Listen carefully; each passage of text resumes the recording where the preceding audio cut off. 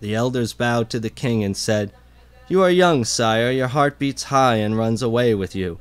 Why do you wish to embark on this folly? We have heard of Humbaba. He is dangerous, he is horrible to look at. His breath spews fire, his jaws are death. How can any man, even you, dare to enter the cedar forest? Who among men or gods could defeat him? Humbaba is the forest guardian, Enlil put him there to terrify men."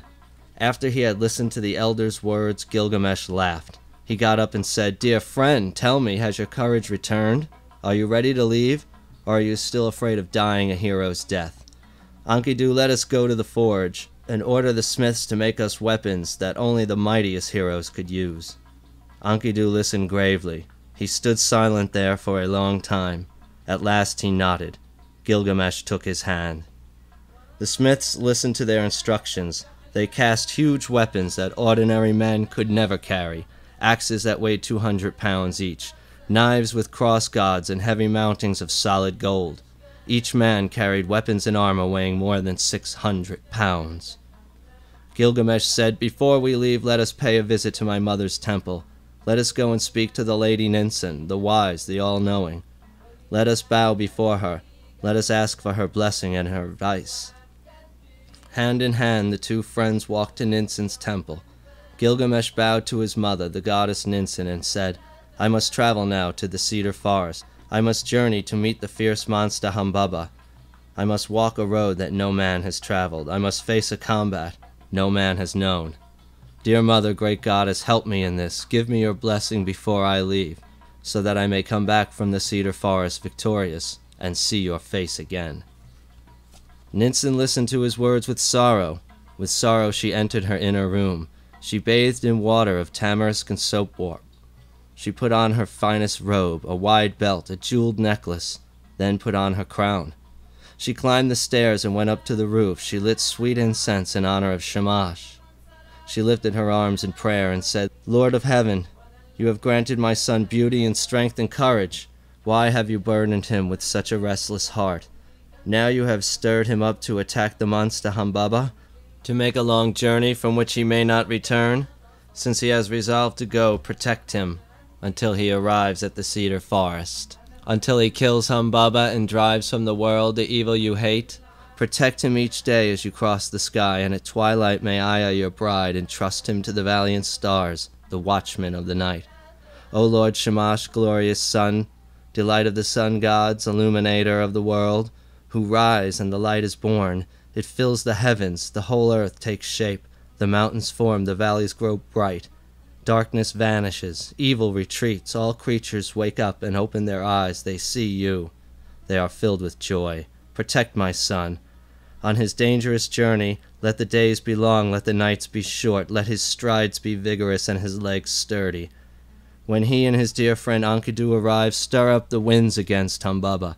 The south wind, the north wind, the east wind, the west wind, storm wind, gale wind, hurricane, tornado, to pin Humbaba, to paralyze his steps, and make it easy for my son to kill him.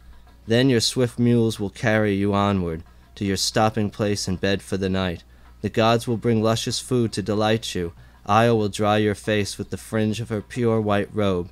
Hear me, O Lord, protect my son. In your great mercy, lead him to the forest, then bring him home." After she had prayed, the goddess Ninsen, the wise, the all-knowing, came down from the roof and summoned Enkidu. "Dearest child," she said, "you were not born from my womb, but now I adopt you as my son." She hung a jeweled amulet around Enkidu's neck. "As a priestess takes in an abandoned child, I have taken in Enkidu as my own son. May he be a brother for Gilgamesh. May he guide him to the forest and bring him home."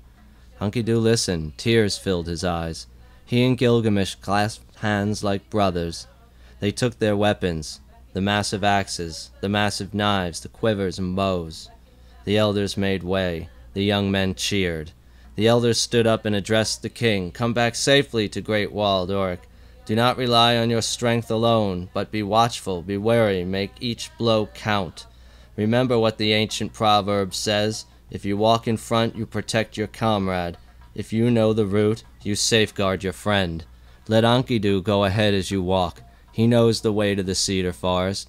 He is tested in battle. He is brave and strong. He will guard you at every stage of the journey. Through every danger he will stand at your side. May Shamash grant your heart's desire. May the path to the cedar forest be straight. May the nights be safe with no dangers lurking.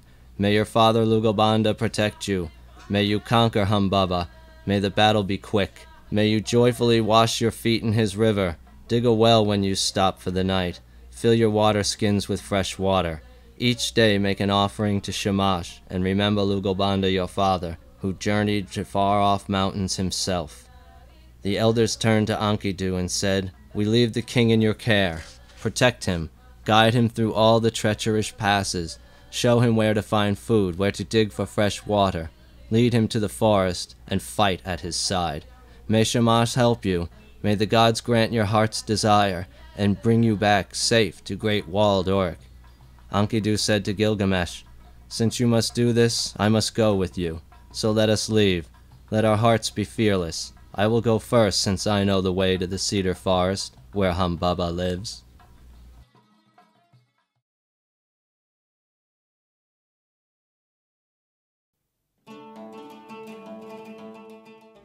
At 400 miles they stopped to eat. At 1,000 miles they pitched their tent. They traveled for just 3 days and nights, a 6 weeks' journey for ordinary men. When the sun was setting they dug a well. They filled their water skins with fresh water. Gilgamesh climbed to the mountain top. He poured out flour as an offering and said, "Mountain, bring me a favorable dream." Enkidu did the ritual for dreams, praying for a sign. A gust of wind passed. He built a shelter for the night, placed Gilgamesh on the floor, and spread a magic circle of flour around him, then sprawled like a net across the doorway. Gilgamesh sat there, his chin on his knees, and sleep overcame him, as it does all men. At midnight he awoke. He said to Enkidu, "What happened? Did you touch me? Did a god pass by? What makes my skin creep? Why am I cold?" "Enkidu, dear friend, I have had a dream, a horrible dream. We were walking in a gorge, and when I looked up, a huge mountain loomed.